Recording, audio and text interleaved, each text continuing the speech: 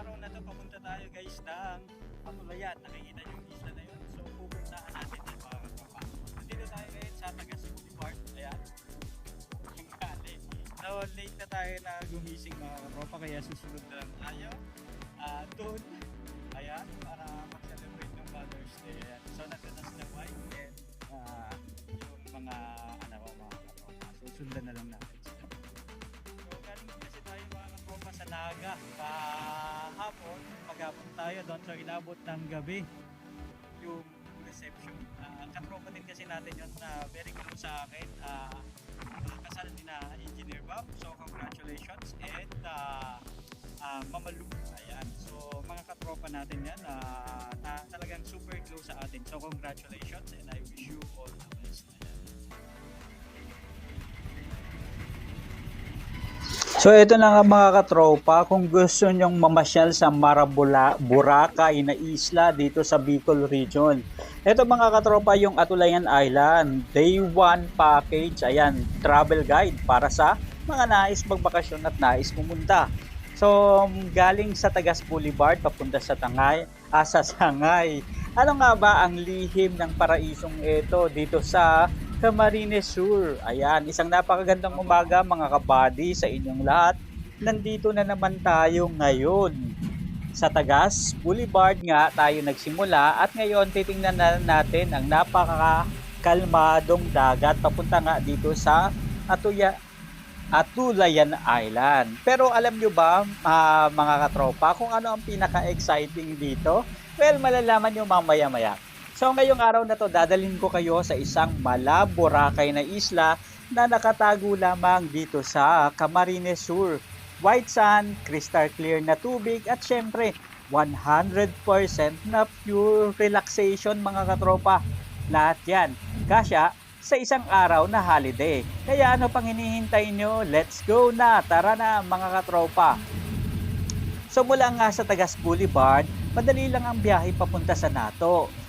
Ito yung matatagpuan sa bayan ng Sangay. Kung may sarili kayong sasakyan o nakamotorsiklo, well, mga abutin lang yan ng mga 15 to 20 minutes o baka less than pa mga katropa.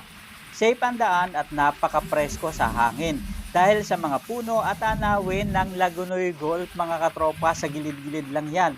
Ito ang perpektong panimula para sa quick beach escape mga katropa. So, andito tayo sa Nato Port, aalis lang yung banggang sinakyan natin. Pero mga katropa, bago kayo sumakay ng bangka, tandaan na kailangan muna nating magpa-register sa tourism o barangay office para na rin sa ating kaligtasan.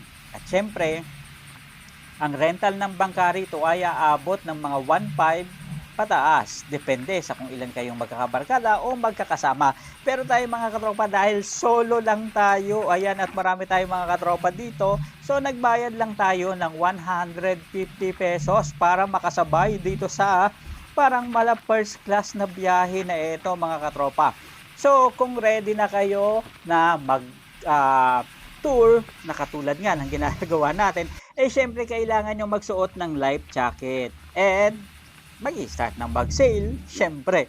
Ang biyahe mula rito papuntang isla ay abot ng 20 hanggang 30 minutes, depende kung kalmado ba yung dagat. Silipin nyo ang kulay ng tubig mga katropa, palalim na ng palalim at pa-blue na ng pa-blue. Ayan. And wala akong masabi mga katropa, kundi napapawaw lang talaga ako sa sobrang ganda ng tanawin na nakikita ko. So kung titingnan kayo sa paligid mga katropa, talagang eto na nga at welcome to the Atulayan Island. So kapag tiningnan nyo, talagang puting-puti yung buhangin, pino, maputi at hindi nakakapaso sa paa ang tubig.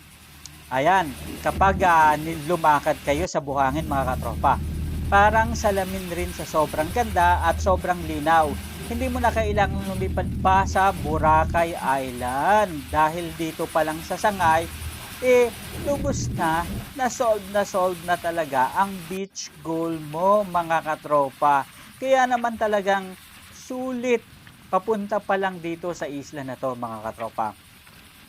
Ang Atulayan Island nga pala mga katropa ay may 4 na natatanging coves. Pwede ninyong lakarin ang Burol kung gusto ninyo ng kaunting trekking, pero kung chill lang naman ang hanap nyo, gaya ko, dumiretso na kayo sa mga fisheries sanctuary and syempre doon na mismo sa beach. Magdala kayo ng pang-snorkeling gear para literal na paglubog, makikita nyo ang ilalim ng tubig. Pero kahit wala namang snorkeling mga katropa, talagang makikita nyo na ang white sand at super crystal clear nga mga katropa yung tubig dito. And ito pa, sasalubungin ka ng mga makukulay na mga isda, buhay ng mga coral reefs na makikita mo bago dumaong ang bangka. Napakayaman ng islang ito sa marine life mga katropa. And kitang-kita nyo naman na hindi pa man tayo nakakarating, talagang sobrang kukulay na ng mga kubo at mga cottages sa isla. Kung mapapansin nyo mga katropa, talagang napakaraming tao na dumadayo dito linggo-linggo. And ito yung perfect para mag-spend ng holiday o weekend getaway mga katropa. Ito ng mga katropa, talagang makikita mo yung parang malag green na bluish na light green. And talaga namang super nag-enjoy tayo dito sa pag-swimming natin dito sa beach na to mga katropa.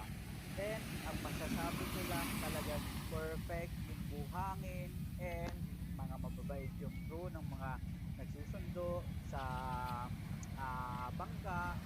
And super relax talaga dito mga katropa. Kaya kung nagpaplano kayo ng weekend getaway na budget at hindi kayo mabubutas ang bulsa, ito na yung tamang-tama na perfect island hopping na pwede kayong paligo na pala Boracay, pala first class mga katropa. So nakikita ko na napakaganda ng future ng isla na to mga katropa. And nakita nyo naman, paulit-ulit dumarating yung bangka. And dahil yan sa dami ng mga customer na talaga namang gustong pag-ibig at maranasan yung kagandahan ng isla na to mga katropa. So tayo nga, kahit tanghaling tapat, talagang nagnapatingin tayo ng isla mga katropa. And nakita nyo naman, nakikita nyo yung parang bluish green. Wow! Sulit na sulit mga katropa ang paliligo sa beach na ito. And masarap rin habang nakadaong yung mga bangka, nagpapa-picture-picture ka at selfie-selfie na rin para at least mas ma-appreciate mo yung kagandahan ng tanawin, ma-appreciate mo yung nature, ma-appreciate mo yung mga bundok, and siyempre ang pinaka-the best mga katropa yung naghahalong init at hampas ng hangin mga katropa.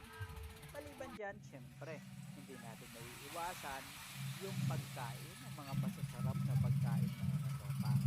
Ang isa sa mga bagay na talagang dapat mong matikman kapag napunta ka sa yung tinatawag nilang na to.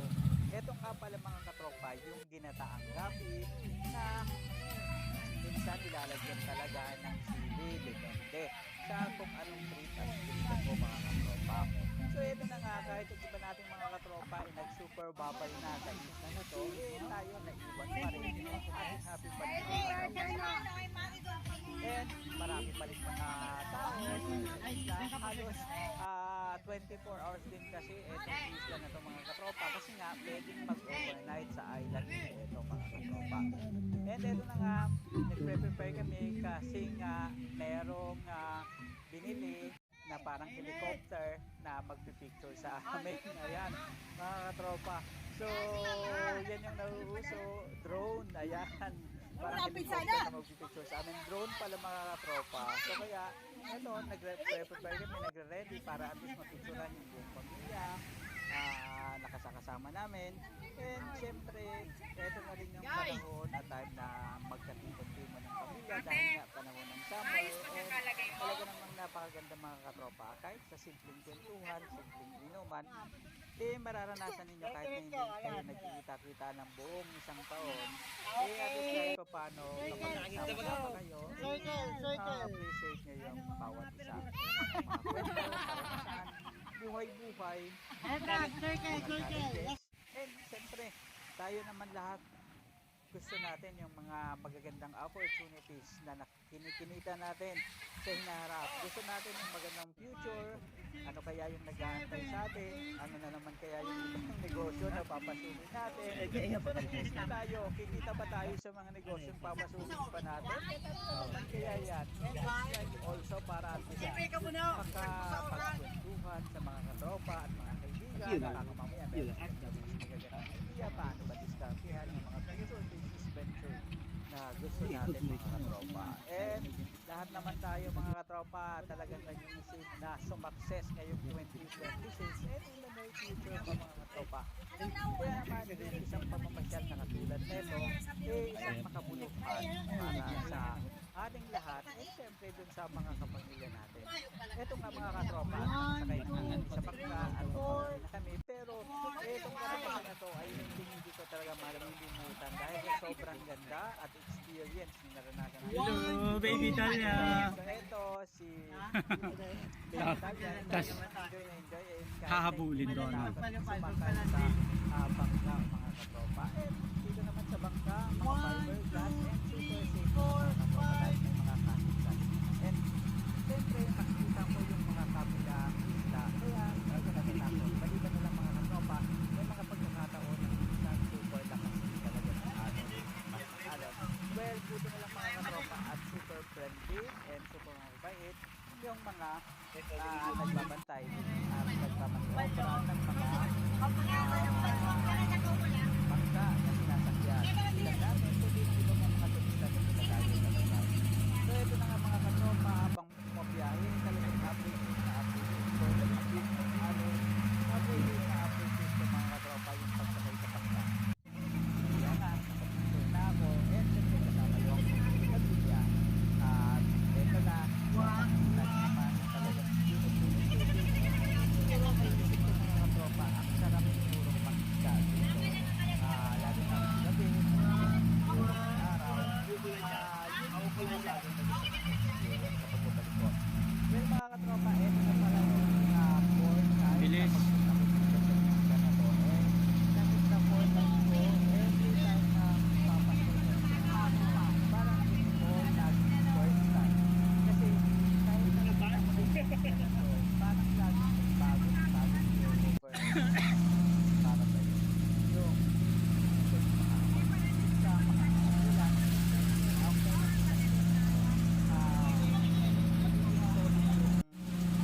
pananaw ko, so ito na nga, dinaanan ko na ng mga palakas sa alon na mga tropa, kaya naman talagang medyo pabalo dito dahil yung alon medyo mga malalaki na mga katropa, kaya naman mga bangkero namin talagang super pantay na sa mga alon and talagang sila na safe and relax and comfortable yung masakasakay sa kanila. Super appreciate ko mga katropa dito sa time na to and yung araw nga sikat na araw ito dun sa dagat. And ito na nga mga katropa, papasok na kami dun sa bubana ng ilog kung saan papunta sa nato port and nagsusugbong yung dagat at yung tabang ng ilog mga katropa. And dito marami pa rin kami nakita ng mga nakatira pala dito mga katropa sa ilog area nito. And nakita namin ang uri ng pamumuhay nila and I hope na maging mas maganda pa and maging mas maayos pa yung nakikita. Pero ang sure ng mga katropa amin namin sa nakita naman namin sa amin sa kapilog dahil dito pala ang dami na nilang nakikita. And tayo mga katropa na appreciate natin yung ganitong marami pa super work, super trabaho, lalo na natin ang talagang pero talagang dito sa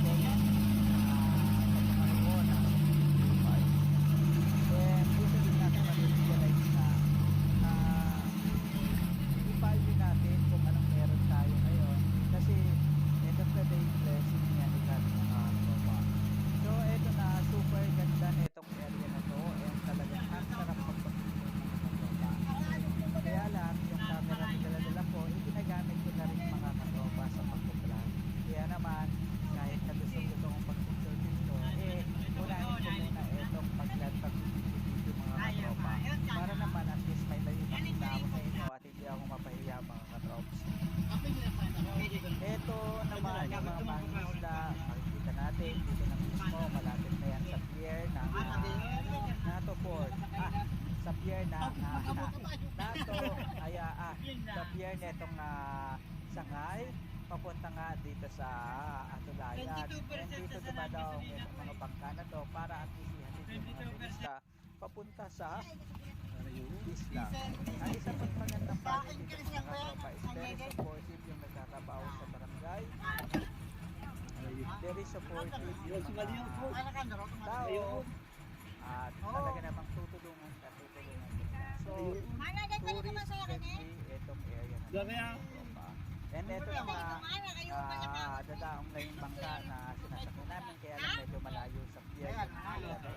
Buti na lang may mga nakapark kami ng mga sasakyan mga katropa na nasa bandang gitna and kukunin na lang yung mga dala-dala namin gamit. Ayan. So, eto, kung mapapansin nyo, dito nadadaong yung bangka na sinakyan namin and dikit-dikit na mga katropa. Kasi nga, medyo looban na ito mga katropa ng ilog pero yung ilog na to is malalim pa rin naman mga katropa. And kapag low tide nga is bumababa and medyo mababaw yung tubig kaya naman talagang itong mga tao na nandito is talagang binabantayan nila para at least yung bangka is hindi sumadsad sa mga buhangin.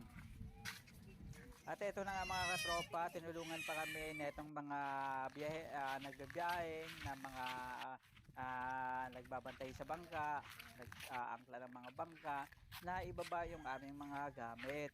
Dahil nga pagod na rin kami. And syempre masaya kami kasi very friendly talaga yung mga tao dito and super matulungin mga katropa. And ito na, ayan, naisakay na yung mga gamit sa sasakyan. Ako naman is nandito. So, ito yung area kung saan mababaw mga katropa dahil nga low tide. And ito yung area na malapit na dun mismo. Tapat mismo yung pinagdadaungan ng mga bangka. So, ito mga katropa yung kabuuan yung pinasok namin na area para at least yung mga bangka na sinasakyan natin is makadaong nga pala. And ito na mga katropa yung Tagas Boulevard naman kung saan kanina dito tayo talaga nanggaling. So ang Tagas Boulevard kasi pasyalan and syempre dito nakapondo yung iba't ibang mga street food na pwedeng mag food trip mga katropa. Yung kung nais mong mag food trip, so dito ka na sa Tagas Boulevard mga katropa dahil panigurado matitikman mo ang Partidos Best. So yan yung isla na pinuntahan natin mga katropa for your info lang. And ito mga katropa yung mga kabataan na naglalaro nga ng skateboard. So bandang dulong to ng Tagas and boundary ng Sangay mga katropa. And doon sa bandang unahan, doon talaga nakabalandra mga katropa yung mga street food. So name kung anong gusto mong kainin and tikman, mga barbecue, ihaw-ihaw at kung ano-ano pa, mga Korean at siyempre yung hindi mawawala ng mga mami, mga may sabaw-sabaw. So dito mo makikita mga katropa. So maraming salamat sa pagsama sa atin ngayong araw na to. Isa na namang kwentuhan ng pamamasyal dito pa rin sa Kabady mo.